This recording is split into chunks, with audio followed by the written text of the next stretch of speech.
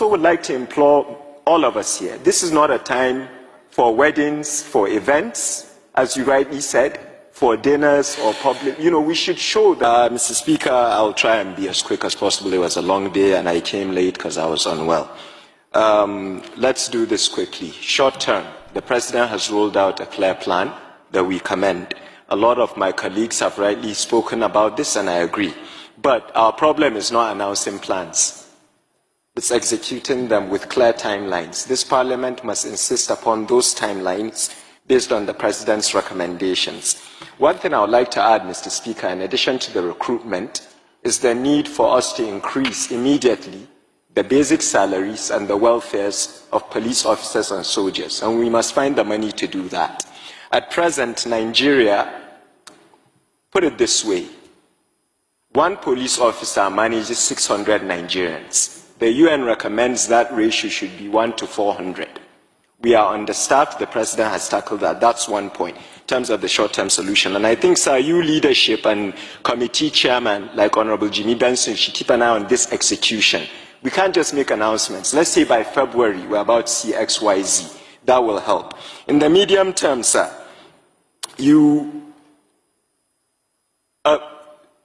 there was a conviction recently of a terrorist, Boko Haram. I believe his name is Husseini Ismail. He was convicted for 20 years by a high court. He was a Boko Haram terrorist. Mazi Nnamdi Kanu was convicted, I think, last week, and his own conviction said life sentence. I don't understand why one terrorist is getting 20 years and the other is getting a life sentence if you're saying that.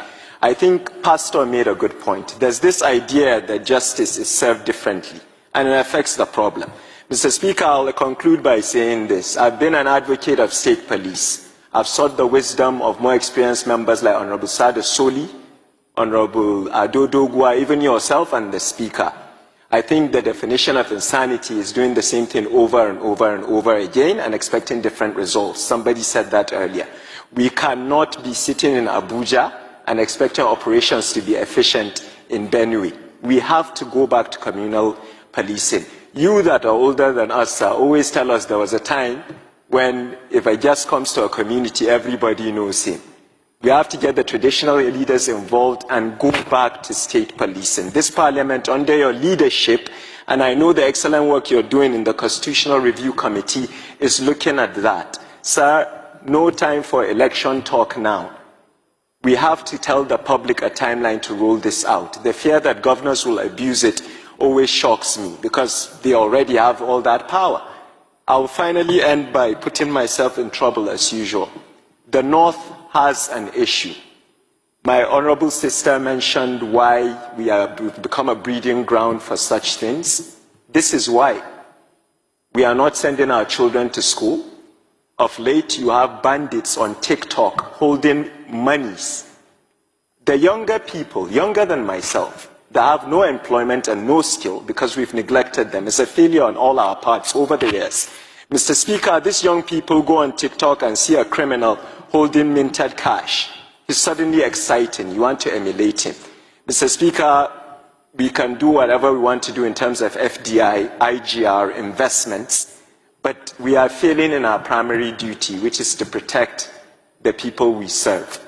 We must increase the welfare of police officers. Recruitment should not be by allocation, sir.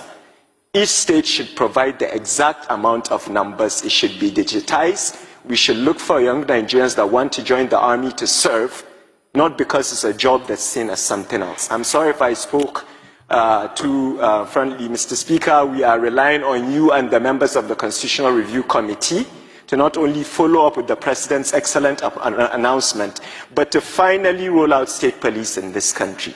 I hope I made my point, and I really appreciate the session today, and once again, sorry I came late.